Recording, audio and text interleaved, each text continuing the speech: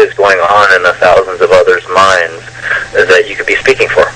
So you can only just hope that you actually hit it on the dot, you know? Yeah, it's somewhat because I call them stalkers and haters. There you go. That's what I call them. And sometimes they're both. Yeah, exactly. Exactly. All right, here's another one really quick. A few more, and we got to get out of here. We only got a few. Man, I hope we can stay longer. All right, back to the demon angels really quick. This is another one. Demon and angels, do they have a profound effect in our daily lives? Demons and angels. And that's from therapy. Of course. Yes, demons and angels do have an effect, and especially a profound effect upon things, especially in society. And you take a look at certain people who happen to be civil servants within our society, like the presidents and senators and all other types of people, even people who are actually within the entertainment industry, and they are affected by their own demons and angels. Mm-hmm. You can see it. You can see it. Funny thing is they don't have to tell you on a live broadcast, hey, the angel of this actually expected me to say this to you guys. You know, that, of course, they wouldn't say that because that would be a little bit crazy, you know. Mm-hmm. But they are affected. Some people don't necessarily consider it that. Some people consider it more of a psychological thing where they need to go to a shrink, you know what I mean, to actually differentiate the difference between demons, angels, and thought forms. Mm-hmm. So. Exactly. Exactly, and yeah, I understand what you're saying. Is that he's all saying puppets, puppets, and everything else. That's the Hollywood thing, dude. Hollywood. It's a bunch of puppets in Hollywood and everything. That's what they call them. Yeah, exactly. All right, another couple more. I had to delete two of them because they were the same. We got over those questions as well too. Here's a couple more. Going back to the vampire thing really quick. This is a beat-up question because I already know this one as well too. Drinking of blood, does that give you psychic energy? Briefly. I would say that drinking of blood would give you the psychic energy if you are receptive to it. If you are not, then don't even try it. Yeah. It's simple.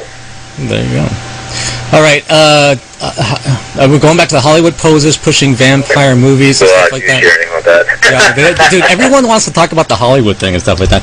Just really fast for the people and everything else, what is your 2 cents, just briefly, one more thing, about Hollywood posers in Hollywood and vampire movies? Oh, man. You know what, the thing is seriously, I don't like taking on people who are what you consider posers in society. Mm-hmm. Pretty fair. But at the same time, there are the need of it.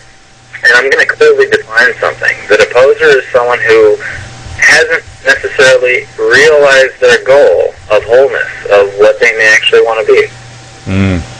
Okay, very, very cool. You can't always knock the poser or anything like that, because the poser may be someone who may be labeled that way within society or their own peer group, but at the same time, there's someone who hasn't realized their own spiritual potential or their own social potential. Mm-hmm. Sometimes, you know, everyone needs the posers, and the thing is not to put it in the wrong way, but sometimes fandom and poserness and other things and beliefs can actually kind of intertwine, you know. It's almost kind of like the Offspring song, the Wannabe song. Exactly. You know, it eventually becomes everybody loves a wannabe, yeah. Mm-hmm. But in all honesty, stuff like that, not that, I mean, everyone wants to be somebody and everything else and stuff. But sometimes when you want to be somebody, you really have to check in who you can really be are, and just to be yourself. Like rap stars, for instance, with their money. I mean, like, you know what? The thing is I've been listening to a lot of Lil Wayne. You know, a lot of Lil Wayne. And then, of course, you go back into it, and he used to be T-Wayne. And then he used to be young, you know, Hazy. And then he was, like, you know, Wheezy and everything like that before. Yeah, exactly. So I'm kind of going back. So he's Wheezy, then Teezy, then Hazy, then T-Pain, you know, got all of that. The thing is, it's always a constant evolution, especially with everyone. And just because I'm a person who happens to be at a certain type of pinnacle point in my evolution doesn't necessarily mean that others cannot be as well.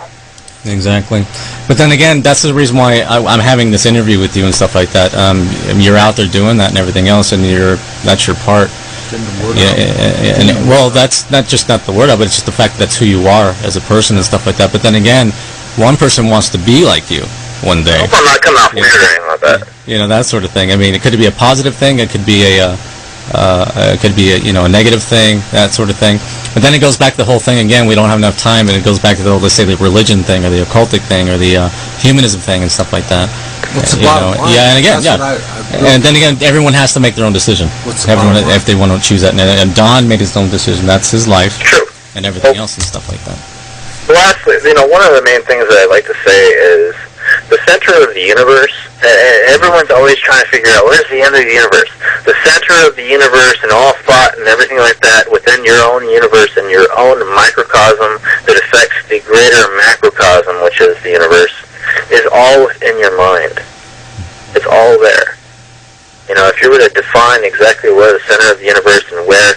Are you there? Yeah, I'm here. We're still here. Okay. We're like in awe of your talk, dude. We're like sitting back on and go, wow! The thing is it's right there. If you really think about it, the most simplistic moment. Sit there in the middle of your room, quietly, and just kind of disassociate yourself for a second, but at the same time go into more of a super association of who you are. And you look at it.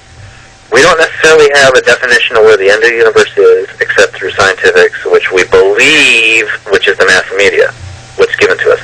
But at the same time, if you were to really sit there and look at the truth of where your actual spiritual universe starts from, it starts from that key event horizon that would actually be within your mind itself. Mm-hmm. So the funny thing is, you look at that other person who's standing next to you, they have their own event horizon of where things actually become from, you know? Mm-hmm. Yeah, honestly, I understand what you're saying, and there's times where I do that here, you know, and stuff like that. I'll just kick back and I do the same thing. I'll meditate. Well, I keep coming back to you, man. I know, and I love you, but I was going to say, I mean, a lot of people have their different ways of doing it. My brother loves to do it with a bunch of ganja, but that's his own thing and stuff like that. But seriously, I do. I understand. I understand what you're saying on that whole entire level. And again, everyone has their own choices, their own beliefs and everything else, stuff like that. And, of course, respect one another and love one another. It's the holidays and everything else. We got to get out here. Vampire Don Henrie, thank you so much for being on the VM Underground show. Bye. And, of course, we have my co-host, Dave from Elfian. Want to say bye to him real quick? Yeah, Don, you were awesome, dude. Hey, thanks a lot, man. Who's this? This is Dave from Elfian. This is my co-host for tonight. Yeah. Hey, what's up? And, of course, right here with me here in the home studio as well, too, is Tim from Brain Gauge Records as well, too. Yeah, it's good listening to you, man. You sound very intelligent. There you go. Everyone respects you as well, too. Everyone loves you. You're welcome back anytime. Just let us know. And also, big shouts. Let's do the last updates really quick. Anything you need to plug in really fast when it comes to Exile Asylum. And big shout out to all the chat room as well, too. And websites, anything that you need to plug in really fast. Okay, let's see here. Of course, I've got my website, which pretty much everyone who's on here right now would know, which is myspace.com/Don Henrie. Of course, you have Sarah Lester, which is her thing you can actually find upon my links as well on my MySpace. There's Sin Mohair, who is the co-creator of the Exile Asylum. Let's see, who else? I don't have a whole thank list right now. I'll probably have to do that the next time we're on the... You know one thing I hate, Don, seriously? When I used to like kick out like demo CDs and stuff like that, when you put the special thanks and stuff, I just say thanks to my friends, to my family, because you know why? When my friends and family get it, where's my name? Where's my name? And they get all bent out of shit. Here we go, ready? Yeah. Thanks to all my friends and family out there on Internet land and radio land. Thank you. That's the best way. That's the only way to do it. Then you get no haters. Maybe one or two, maybe your exes, and that's it. Stay in the line, Don, and really quick, we'll be back with the rest of the VII Worldwide Broadcast in Southern California. Of course, we've got the one and only Jeff Duncan, of course, of Armored Saint. Armored Saint. And what's the other band as well, too? DC4? DC4. We'll be back with the rest of it. Don't go anywhere. A little bit of AP2.